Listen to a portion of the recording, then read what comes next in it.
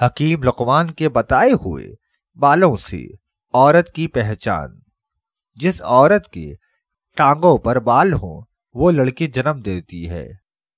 جس عورت کے بازوؤں پر بال ہوں وہ لڑکا جنم دیتی ہے۔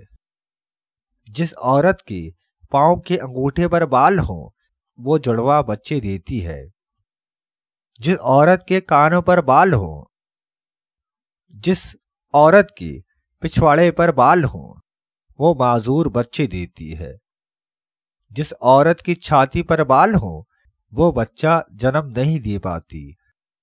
جس عورت کے بغل میں بال ہوں وہ ذہین بچہ دیتی ہے۔ جس عورت کی چھاتی پر بال ہوں اس میں دودھ کم ہوتا ہے۔ جس عورت کی ناف میں بال ہوں وہ ہمیشہ لڑکیاں جنم دیتی ہے۔ جس عورت کی پلکوں کے بال زیادہ گھنے ہو وہ بہت زیادہ پیار دینے اور لینے والی ہوتی ہے۔ جس عورت کے کان کے پیچھے بال ہوں وہ نہایت بدقسمت ہوتی ہے، دولت اس کے قریب تر نہیں آتی۔